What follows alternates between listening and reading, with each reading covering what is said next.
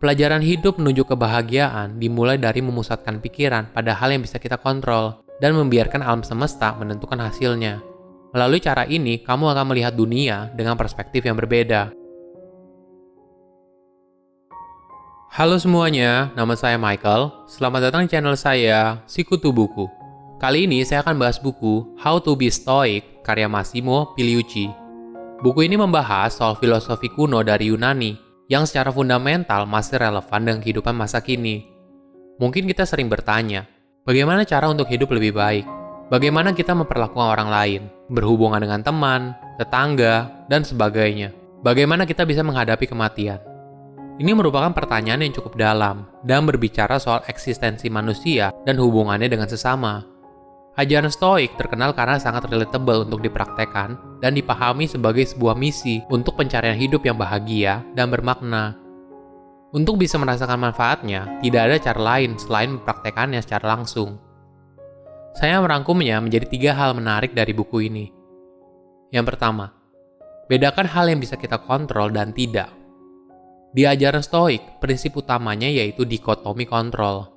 Artinya, kita harus memberikan perhatian dan energi penuh pada hal yang bisa kita kontrol, dan tidak usah khawatir pada hal yang tidak bisa kita kontrol. Mungkin bagi beberapa orang, pandangan ini terlihat seperti orang yang pasrah, padahal ini bukan pasif, tapi ajaran Stoik jelas memberikan instruksi kepada kita untuk fokus pada hal yang bisa kita kontrol. Sebagai contoh, untuk orang yang takut terbang atau takut naik pesawat, apakah ada yang bisa dilakukan untuk mencegah kejadian terburuk, misalnya seperti kecelakaan pesawat? Tentu saja sangat sedikit. Kita pasti sangat bergantung sekali dengan pilot dan awak kapal untuk mencegah hal buruk itu terjadi. Hal yang bisa kita kendalikan adalah mengurangi frekuensi naik pesawat dan memilih maskapai dengan rekam jejak yang baik. Jika kita dalam kondisi takut terbang dan takut naik pesawat, kita harus menerima keadaan bahwa ada hal yang tidak bisa kita kontrol. Massimo mengibaratkan latihan ini seperti seorang pemanah. Bayangkan kamu sedang memanah target. Saat itu, kamu pasti akan fokus saat mengambil anak panah, menarik busur, fokus pada target, dan kemudian melepaskan anak panah tersebut. Selanjutnya, yang terjadi adalah anak panah itu akan bergerak kencang menuju targetmu, di luar kendali. Kamu hanya bisa menunggu, apakah tepat sasaran atau tidak. Mungkin saja tiba-tiba ada angin kencang, sehingga panahan kamu meleset. Mungkin kamu tiba-tiba kehilangan fokus di sepersekian detik terakhir. Atau panah kamu meleset karena kamu kurang cukup pengalaman. Ajaran Stoik menggunakan metafora ini untuk menunjukkan walaupun semua usaha kamu berada dalam kendali, tapi kamu tidak bisa mengatur hasilnya seperti apa. Seperti yang dikatakan oleh filsuf Epictetus, manfaatkan sebaik-baiknya apa yang ada dalam kekuatanmu. Beberapa hal bisa kamu tentukan, dan yang lainnya tidak. Kedua, jenis pertemanan dalam hidup. Semakin kita dewasa, lingkaran pertemanan kita umumnya jadi semakin kecil. Di era media sosial, kata teman bermakna sangat luas. Bahkan kita bisa dianggap berteman dengan orang asing di Facebook. Di zaman Yunani kuno, filsuf Aristoteles membagi kategori pertemanan menjadi 3, yaitu friendship of utility, friendship of pleasure, dan friendship of the good. Friendship of utility adalah jenis pertemanan berdasarkan hubungan timbal balik yang saling menguntungkan. Contohnya seperti hubungan kamu dengan penjaga warteg di tempat yang kamu biasa makan.